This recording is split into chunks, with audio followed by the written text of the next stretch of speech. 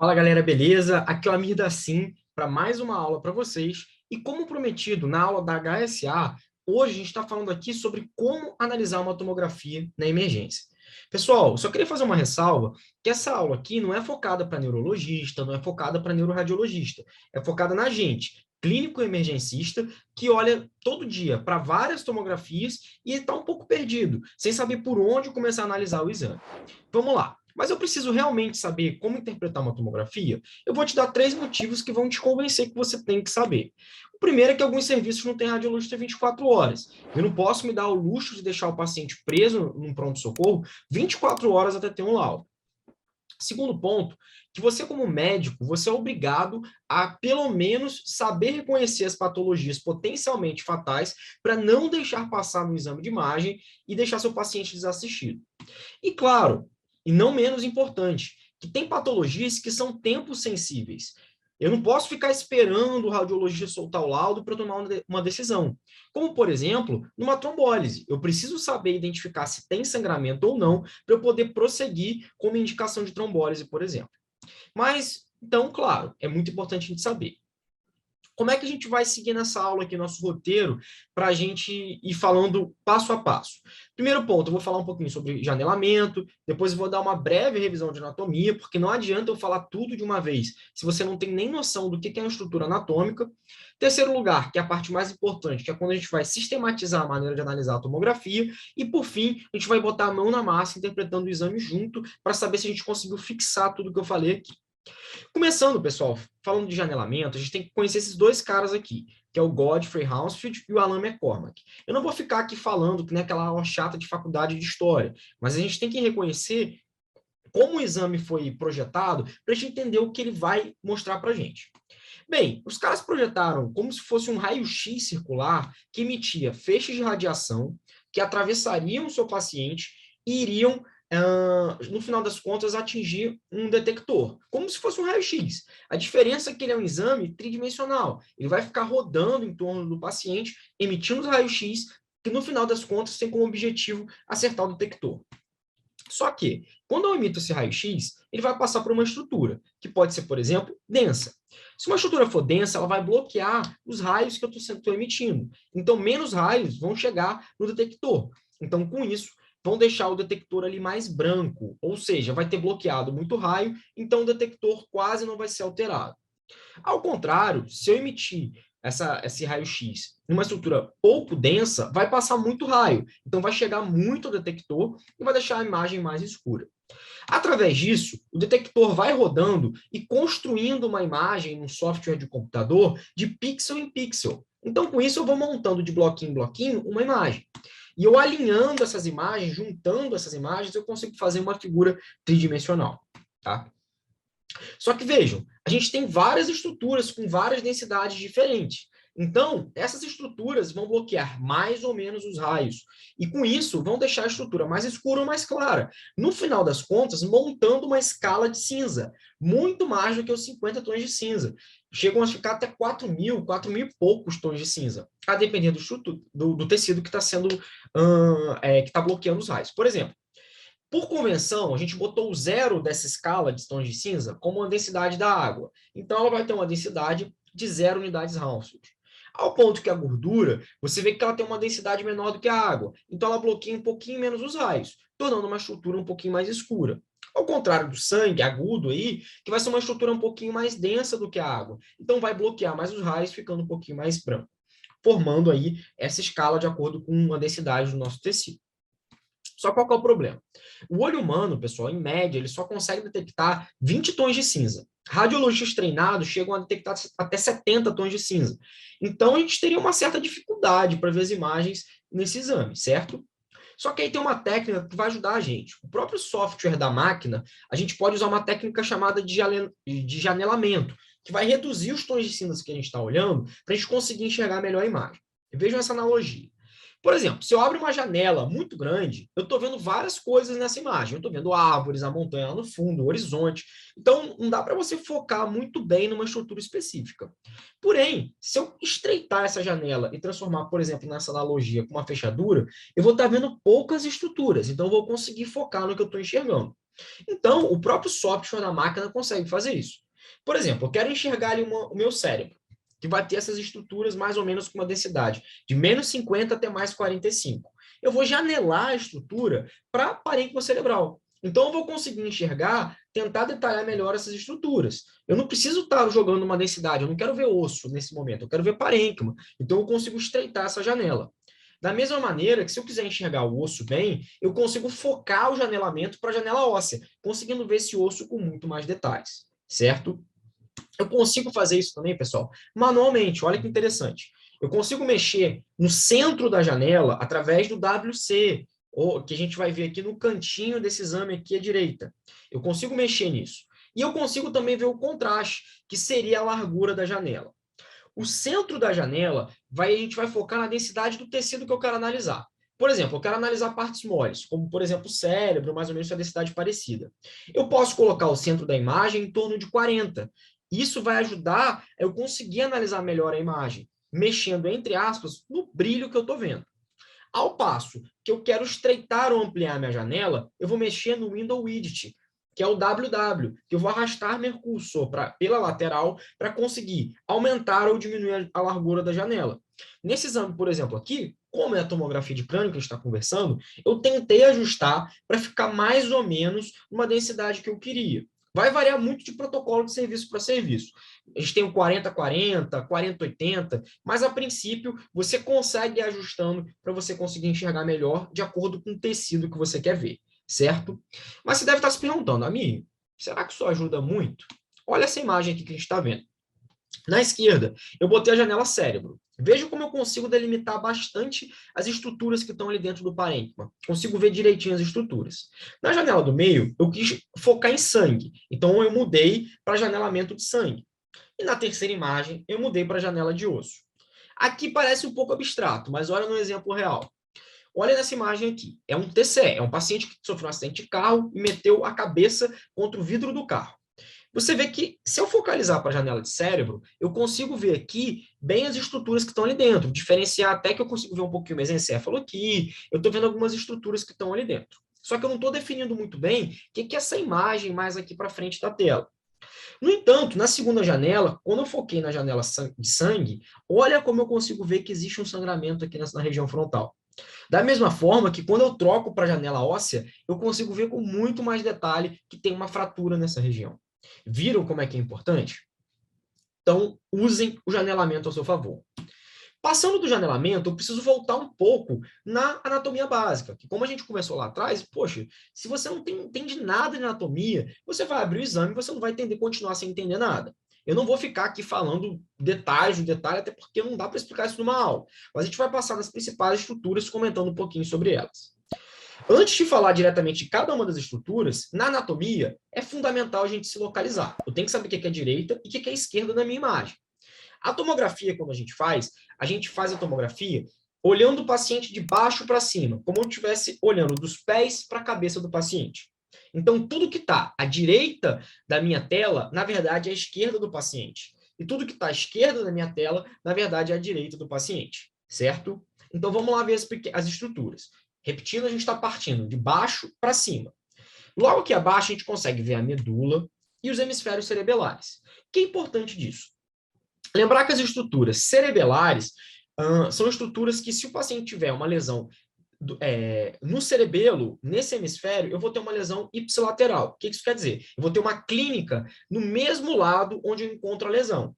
Por exemplo, se chega um paciente com uma metástase para cerebelo, uma lesão expansiva, eu vou esperar que a clínica dele, ao lado direito, eu vou esperar que a clínica dele também seja do lado direito. E geralmente, a gente sabe que o cerebelo é muito associado à coordenação. Então, o paciente geralmente vai chegar com uma descoordenação nesse membro. É um exemplo bem grosseiro, mas para vocês sempre correlacionarem a clínica com o que você quer ver na imagem.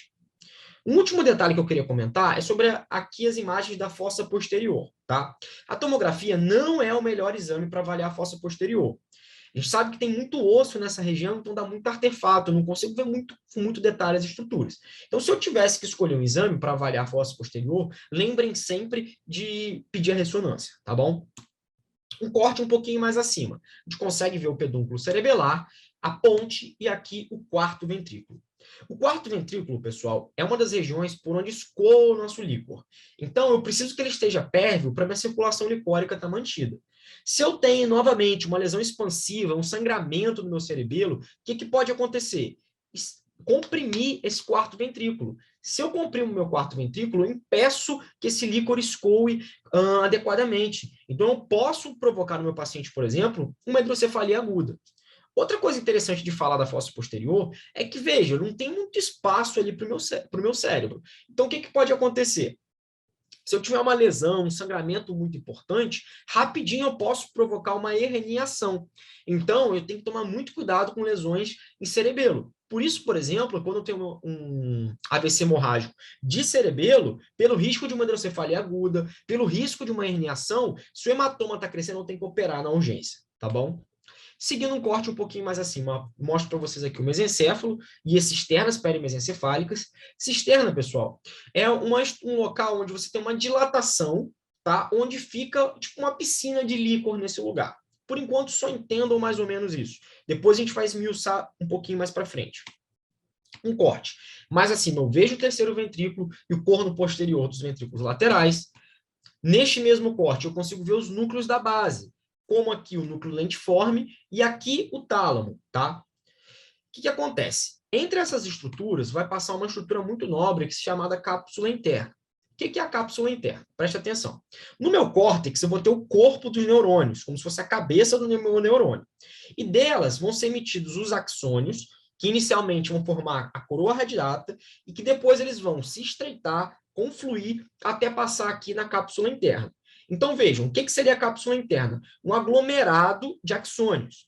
E como eles estão muito juntinhos, se eu tiver uma lesão nessa região, geralmente o paciente vai se apresentar com déficit importante. Por exemplo, como uma hemiparesia ou uma hemiplegia. Tá bom? Seguindo um corte um pouco mais acima, a gente consegue ver os ventrículos laterais e o terceiro ventrículo. No corte um pouquinho mais acima, ainda mostrando os ventrículos laterais, a gente consegue enxergar essa estrutura que parece um cabelinho. O que é essa estrutura? É chamada do plexo coroide, que são aqui que é onde o nosso líquor é produzido. Tá? Mais acima um pouquinho, a gente consegue ver a substância branca e a substância cinzenta. Calma, eu não errei a seta. A substância branca ela é mais escura na tomografia, enquanto a substância cinzenta é mais clara. Espera aí, eu não entendi. Vejam aqui como vai ficar claro. A substância cinzenta é onde está o corpo do neurônio, a cabeça do neurônio. E a substância branca é onde está o axônio. O axônio ele é revestido pela bainha de mielina. E a mielina ela é gordura. Lembra que a gordura tem uma densidade menor? Então, por isso que ela fica escura na tomografia. Então, na tomografia, a substância cinzenta ela é mais clara e a substância branca ela é mais escura. Olha que bacana.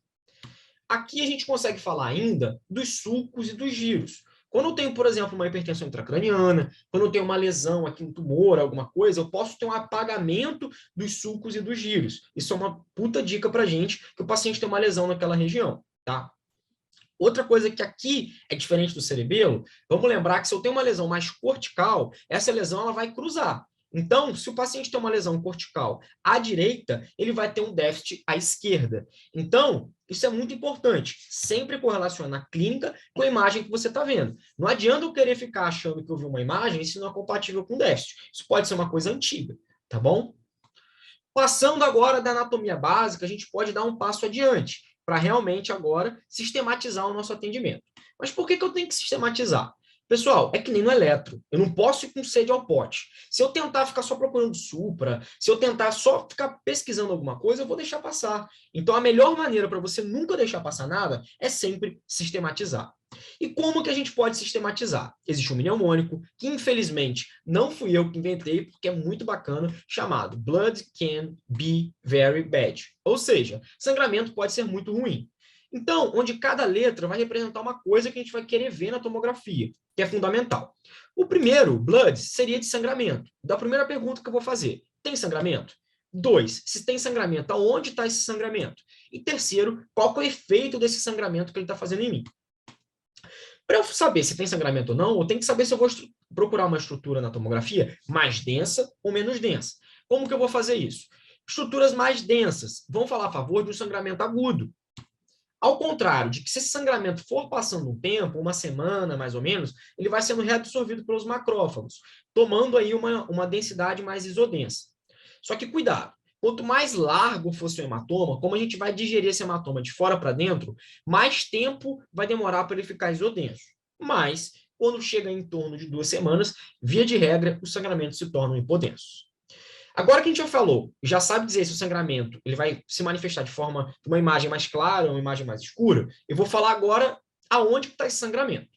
Vamos fazer um corte da cabeça para a gente revisar aqui um pouco de anatomia. Começa com a pele, depois mais abaixo o osso, a dura mater, abaixo da dura mater a aracnoide, entre a aracnoide e a pia mater a gente vai ter o espaço subaracnoide, que é onde ficam artérias importantes na nossa cabeça, depois a pia mater e, por fim, o cérebro. Então, entre a calota e a dura mater, então a gente vai ter as camadas, né? Entre a calota e a dura mater, a gente vai ter o espaço epidural. Entre a dura mater e a aracnoide, a gente vai ter o espaço subdural. E entre a aracnoide e a pia mater, a gente vai ter o espaço subaracnoide. Então, vamos começar falando do sangramento que ocorre no espaço epidural. O hematoma epidural, geralmente, ele vai tomar um formato bicôncavo. Por quê? Ele geralmente decorre da lesão das artérias meníngeas médias. Então, um sangramento, entre aspas, que se forma rápido, um sangramento arterial. A gente reconhece ele na imagem a partir do ponto que ele não vai cruzar as suturas, ele vai respeitar as suturas, tendo um formato aí bicôncavo, tá? Dá uma dica, ele é mais bicôncavozinho, tá bom? E lembrar que ele é um sangramento de bom prognóstico. Se você descomprime esse sangramento, como é um sangramento, digamos assim, bem externo, bem próximo ali da calota, se eu descomprimir, a chance do meu paciente evoluir bem é muito alta, tá?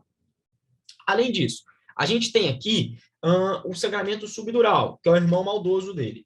O hematoma subdural já vai ter um formato convexo, ele é um hematoma um pouco mais profundo. Ele vai conseguir cruzar as suturas, mas ele não cruza geralmente a linha média, tá? Num paciente que tem um trauma, realmente é um marcador de pior prognóstico, porque você vê que ele está em íntimo contato ali com o parênquima cerebral. Então, o efeito de massa é maior. Então, geralmente, tem um prognóstico um pouco pior. Por isso, uma mortalidade um pouco mais alta.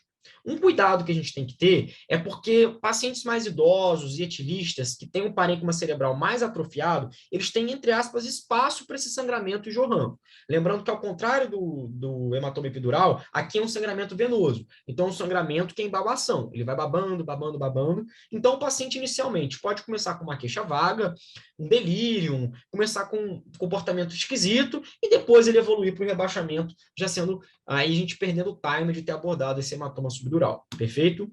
Vamos falar agora do sangramento no espaço subaracnoide. Bem, o espaço subaracnoide, ele, como a gente sabe, que é onde fica o líquor circulando. Então, ele está ali nos nossos sulcos, está ali na nossa cisterna. Então, é um hematoma que vai se manifestar nessas regiões. Eu vou detectar uma hiperdensidade nessas estruturas, tá? Como 80% tem origem aneurismática e a maioria dos aneurismas ficam no polígono de Willis, se eu tiver que pesquisar um sangramento uma hemorragia subaracnoide, eu vou ter que pesquisar aonde fica o polígono de Willis. E a gente já vai conversar que ele fica aqui perto da cisterna supracelular. Então, foca assim. Se eu tiver um sangramento subaracnoide, eu devo pesquisar na cisterna supracelular, tá bom? Lembrar que eles podem cursar com hemoventrículo e podem provocar uma hidrocefalia aguda, tá? Faltou eu falar do sangramento que ocorre no próprio parênquima cerebral, que aí seria uma hemorragia intraparenquimatosa, que a gente vai suspeitar que são áreas hiperdensas com menor efeito de massa do que eu estou esperando. Lembrar que, dependendo de onde está esse sangramento, ele pode sugerir a etiologia para a gente. Se for uma etiologia hipertensiva, geralmente vai acontecer ali perto dos gânglios da base, que eu comentei com vocês. Enquanto, se o paciente tiver uma microangiopatia amiloide, vai ser um sangramento mais cortical. E lembrar que quando ele é muito posterior, como eu já havia falado com vocês, ali no cerebelo, eles podem acabar dissecando, invadindo o quarto ventrículo, tá bem? Bem, faltou só o último, que é o hemoventrículo, né? Ou hemorragia intraventricular. Geralmente, ela nunca é primária, tá? É muito raro. Geralmente, ela é sempre associada aos outros tipos de AVCH. Lembrar que se eu tiver um trauma, assim como o hematoma subdural, é um paciente que tem um pior prognóstico, tá? E lembrar que ele pode também provocar hidrocefalia aguda, porque ele pode entupir aquela drenagem licórica ali, provocando uma hidrocefalia aguda. Para terminar, falando de sangramento, que é o que é mais extenso, a gente tem que saber o efeito desse sangramento. Poxa, ele está desviando estruturas da linha média, ele está tendo algum risco, está em íntimo contato ali provocar hidrocefalia, tem risco de provocar uma herniação, ele está provocando uma hipertensão intracraniana. Então, tudo isso eu tenho que me questionar, tá? Então, a gente já passou pelo blood, a gente viu se tinha ou não sangramento, a localização e o efeito do sangramento. A gente pode passar para a segunda parte do nosso mnemônico, que é o CAN. O CAN, a gente está falando a favor das cisternas, que, de novo, são aquelas regiões onde tem um piscinão de líquor, que é onde fica concentrado o nosso líquor que está drenado normalmente. Então, vamos me perguntar se tem sangramento na cisterna, se a cisterna está aberta ou não, porque a gente sabe que se eu estou com um cérebro que está complacente, ou seja, que tem lugar para estar ali dentro, essa cisterna vai estar aberta. Agora, num contexto de uma hipertensão intracraniana, esses espaços que são dilatações vão começar a tentar liberar espaço para o meu parênquima que está inchado. Então, essas cisternas vão começar a sumir, vão começar a se apagar, tá bem? E aproveitando, para a gente, já que a gente já está analisando as cisternas, eu vou procurar para saber se tem algo de errado nessa região, tá? Tem 3 níveis principais que eu vou analisar minhas cisternas: na ponte alta, no pedúnculo cerebral e a nível do mesencéfalo alto. Cada um desses níveis vai ser algum tipo de cisterna que eu vou olhar com mais carinho. Então, por exemplo, eu vou olhar a cisterna supracelular na ponte alta, ali a nível do mesencéfalo eu vou olhar a circunmesencefálica, depois eu vou olhar a cisterna quadrigeminal e a cisterna silviana. Vamos começar a nível da ponte alta, olhando a cisterna circunmesencefálica. A cisterna circunmesencefálica é essa estrutura aqui que eu assinalei em laranja na imagem, tá? E ela é a primeira estrutura que vai se alterar na hipertensão intracraniana. Olha que interessante. Como eu acabei de falar, se meu cérebro está expandindo, ele está crescendo, está demasiado, ele vai começar a espremer as cisternas. Ou seja, tem uma coisa chamada doutrina de Monroe-Kelly. O que é isso?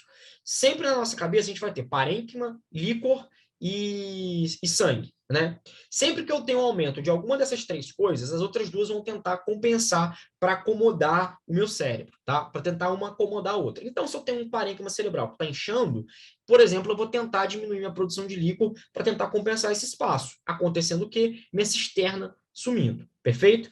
Vamos olhar isso na imagem, aonde que eu analisaria. Bem aqui, tá? Em frente ali do mesencéfalo. De novo, representado em laranja aqui. Agora, nível do pedúnculo cerebral, eu vou olhar minha cisterna supracelular. É nessa cisterna supracelular que eu comentei com vocês que fica o polígono de Willis. Então, se eu estou querendo pesquisar uma HSA, é nessa região que eu vou esperar encontrar uma hiperdensidade. Olha na tomografia como é interessante. É nessa região que está quem? Olha a mágica acontecendo. O polígono de Willis, pessoal. Então, se eu tenho um sangramento aneurismático, vai ser nesse local que eu vou procurar o sangramento, certo? Beleza. Agora, além ainda desse nível, né, eu posso olhar essa estrutura que parece uma vírgulazinha que eu estou apontando para vocês aqui, que é em primeiro lugar, quando eu tiver uma hidrocefalia, vai começar a ser dilatado. Vocês vão ver o exemplo mais para frente.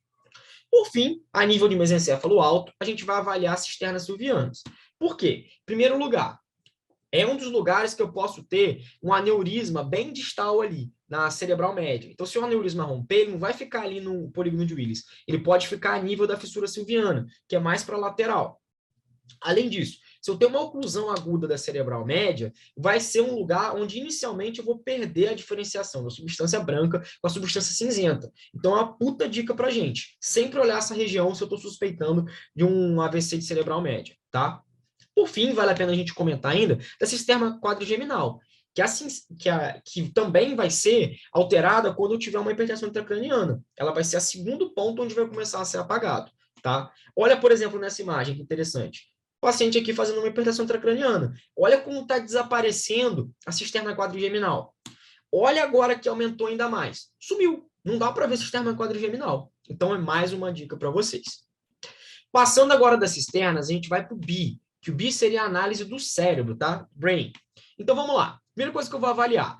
Tem simetria? Beleza. Os sulcos e giros estão semelhantes dos dois lados? Tem algum apagamento de algum sulco? Depois eu vou analisar o quê? Tem uma boa diferenciação da substância branca com a cinzenta? Tem uma hipo ou alguma hiperdensidade no parênquima? Vejam. Olha que bonitinho. Eu consigo diferenciar muito bem a substância branca da cinzenta e consigo ver bem que não tem uma hipo ou alguma hiperdensidade. E, por fim, eu vou analisar se tem alguma desvio de alguma estrutura. Perfeito? Vamos ver exemplos aqui para a gente aplicar isso aqui. Primeiro, está simétrico ou não está simétrico? Gente, esse é o psicotécnico, né? Pelo amor de Deus. Totalmente assimétrico. Sulcos e giros estão semelhantes? Claro que não. Os sulcos e giros estão apagados. Olha nessa imagem como eu não consigo ver nem sulco e giro nessa região. Opa, está bem alterado. Depois, tem diferenciação da substância branca com a cinzenta?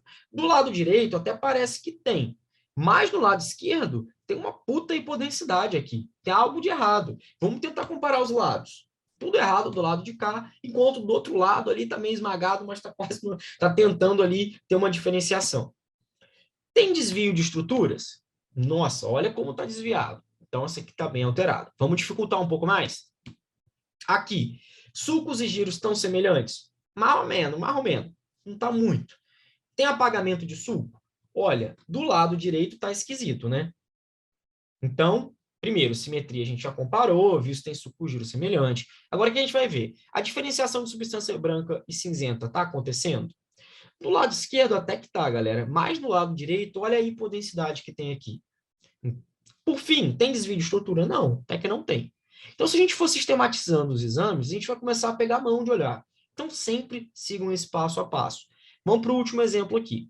Tem simetria? Se eu olhasse rápido a imagem, eu poderia até ficar desconfiado, mas não parece que está simétrico, tá? Apesar de não ter nada muito grosseiro, olha como o lado esquerdo está diferente do direito. Tem apagamento de sulco e giro? Olha, aqui está meio apagado. Compara com o outro lado. Tem diferenciação da substância branca com a cinzenta? Até que tem. Mas aqui tem algo de errado. Tem desvio de estrutura? Não, não tem. Mas veja, a gente já conseguiu pegar detalhes que essa imagem está alterada. Já terminando, vamos falar do VERY, que seria ventricles e vessels, ou seja, ventrículos e vasos. Eu vou me perguntar se os ventrículos estão normais. A gente sempre vai analisar o terceiro ventrículo, o ventrículo lateral e o quarto ventrículo. A gente ainda tem umas dicas que eu vou ensinar para vocês agora, se é agudo e crônico, e por fim, se tem alguma hiperdensidade dos vasos. Falando dos ventrículos, só vamos relembrar na imagem onde que a gente vai olhar. Quarto ventrículo, terceiro ventrículo, o ventrículo lateral, e lembra, ó, o inicinho do ventrículo lateral, que é aquela vírgulazinha. Primeira pergunta que eu vou falar. Meus ventrículos estão normais? Gente, psicotécnico novamente. Impossível você considerar que esse ventrículo está normal. Vamos aproveitar e discutir se ele está agudo ou crônico. O que acontece? Se eu tenho um ventrículo dilatado, mas eu ainda tenho parênquima, espaço para ter sulco e giro, parece ser uma coisa mais crônica. Meu cérebro foi se adaptando a isso. Ao passo que na imagem da esquerda eu consigo não ver nenhum sulco, nenhum giro. Então fala a favor de uma coisa mais crônica, mais aguda, desculpa. Olha essa imagem aqui. Lembra que eu comentei da vírgulazinha, que era um dos primeiros locais que a gente ia procurar para cefalia aguda? Olha a nossa vírgulazinha, como é que virou um virgulão aqui. Agora, vamos comentar um pouquinho sobre as hiperdensidades, né? Olha só. Se quando eu penso numa hiperdensidade, principalmente eu vou tentar analisar aqui, ó, minha cerebral média. Minha cerebral média é essa artéria que está aqui. Veja que tem uma hiperdensidade nessa imagem. A gente chama isso do sinal da corda, tá? Nessa imagem que eu estou mostrando para vocês, uma hiperdensidade na artéria basilar. Mas vamos focar aqui na hiperdensidade na cerebral média, que isso tem uma relevância clínica muito importante. Por quê? Sugere uma oclusão de grande vaso, que são pacientes que, dependendo, a gente pode tentar fazer uma trombectomia mecânica. Olha essa imagem aqui. Uma semana depois, ocorreu a oclusão. A gente viu aqui que esse segmento aqui esquemiou. Perfeito? Vamos para a última parte agora, que é o BED. BED eu quero avaliar os ossos, tá? Principalmente buscando fratura. Tem 3 locais que eu acho fundamentais que a gente tem que analisar, que são as células mastóides, a calota craniana e os seios. Começando aqui na célula mastóide, uma coisa muito interessante que a gente tem que tomar cuidado é que geralmente elas são preenchidas de ar. Se eu encontro alguma coisa líquida aqui, opa, será que é uma mastoidite? Opa, será que foi um trauma de alto impacto, que tive uma fratura aqui de base de crânio? Se eu peguei um trauma e o meu paciente tem uma célula mastóide ocupada e minha suspeita for sangramento, galera, cuidado, se for uma porrada violenta, tá? Calota, buscando fraturas. Seios, eu posso pegar, por exemplo, uma sinusite, certo? Passado no nosso pneumônico todo, e eu vi que não tem sangue, as cisternas estão abertas, meu cérebro está simétrico, com diferenciação da substância branca e cinzenta preservada, meus ventrículos não estão dilatados, não tem nenhuma artéria hiperdensa, não tem fratura, cara, em 99% das vezes, eu posso esperar o laudo definitivo do radiologista, porque as coisas praticamente potencialmente fatais, eu afastei. Cuidado que eu falei que é 99%. Por quê? Porque, pessoal, dentro desse 1% tem, por exemplo, o nosso AVC isquêmico, agudo. A gente sabe que não vai ter alteração na imagem, mas, não tendo alteração na imagem, vai sugerir que não tem sangramento, tá, agudo, e eu vou poder trombolizar esse paciente. Perfeito? Agora, pessoal, a gente vai partir aqui para a prática para ver se deu para assimilar todo esse mnemônico. Anota no papelzinho Blood can be very bad e vem comigo aqui para ver se a gente vai matar alguns diagnósticos. Bora lá. Botar a mão na massa para a gente poder ver se a gente assimilou o conteúdo que a gente explicou aqui agora. Vamos aplicar nosso mnemônico. Blood can be very bad. Começando com blood. Vamos procurar algum sangramento nessa imagem aqui. Lembrar que o sangramento, a depender do tempo, ele tanto pode se manifestar como uma coisa hiperdensa, né, no sangramento agudo, quanto hipodenso, no sangramento mais tardio, ou até isodenso, aí, em torno de uma semana. Passando o olho aqui, eu não estou vendo nenhum sangramento. Mas, se tivesse presente, a gente teria que saber se tem sangramento, claro, primeiro ponto, depois aonde que ele estava e se ele estava provocando algum efeito. Como não tem, vamos para o segundo passo. Então, blood, can de cisternas. Lembrar que quando a gente for analisar cisternas, a gente vai analisar em 3 pontos. A nível da ponte alta, onde eu vou olhar a cisterna perimesencefálica, que a gente está vendo aqui que ela está aberta, então fala contra uma hipertensão intracraniana. A gente vai olhar a nível aqui do pedúnculo cerebral. A gente está vendo aqui que o pedúnculo cerebral, a gente vai procurar a cisterna aqui supracelular, em busca principalmente de hiperdensidades, que é aqui que fica o polígono de Willis, que falaria a favor de uma HSA, que não tem, tá tudo direitinho.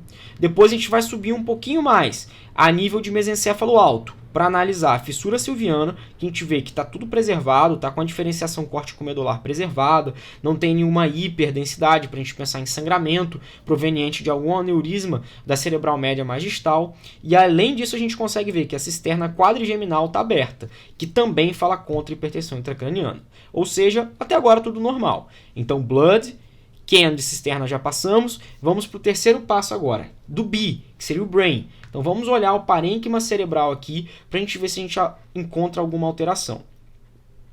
A princípio tudo bem, né? Quando a gente olha o parênquima cerebral, a primeira coisa que a gente tem que olhar é a simetria. Olha, aqui eu já não estou gostando. Parece que tem uma imagem aqui que não está tão simétrica assim, tá? Então já liga meu alerta aqui. Sulcos e giros estão preservados? Olha, pessoal, olha como está apagado o giro. Eu não consigo ver muito bem. Olha comparado com o outro lado, como aqui está preservado e aqui não está. Então, sulcos e giros estão esquisitos. Tem um apagamento de sulco. Vamos lá, tem diferenciação da substância branca para cinzenta? Vamos descer um pouquinho que a gente consegue ver melhor.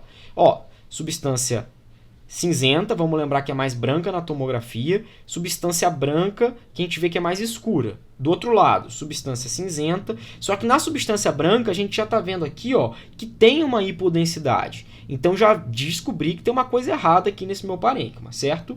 E por fim, a gente vai avaliar se tem desvio de estrutura. Aparentemente, as estruturas estão retinhas aqui. A imagem está um pouquinho rodada, que atrapalha um pouco, mas a princípio não tem nenhum desvio de estrutura grosseira aqui para a gente ver, certo? Então, só nesse terceiro passo aqui do B, do brain, a gente já viu que tem alguma coisa esquisita aqui dentro. Já posso suspeitar, por exemplo, de um tumor, de um abscesso e geralmente essas lesões precisam prosseguir a investigação com algum exame contrastado ou com ressonância. Mas eu já sei que tem alguma coisa errada. Vou querer analisar melhor essa imagem.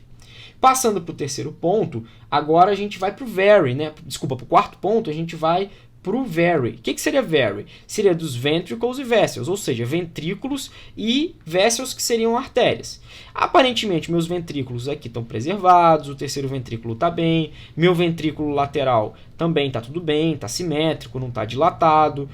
Olhando aqui mais para baixo, a gente consegue ver, ó, que o quarto ventrículo está abertinho, está preservado, então a princípio está tudo bem, não tem nenhuma evidência aqui de hidrocefalia. Olha na vírgulazinha, que seria nosso ventrículo lateral a nível mais baixo aqui, como está preservado, não está dilatado. Então, a princípio está tudo bem, certo? Então, a gente progride para o nosso final, que seria o bad, que seria o bone, osso, que a gente faltou, a gente vai ter que avaliar. Então, a gente vai ter que mudar, claro, para a janela óssea, que é melhor para a gente analisar. E passando o olho aqui, não tem nada alterado a princípio aqui no nosso osso. Então a gente sistematizou rapidinho o nosso exame e, cara, galera, a gente já conseguiu ver que esse cara tem uma lesão aqui em cima. E eu vou querer, com certeza, progredir minha investigação.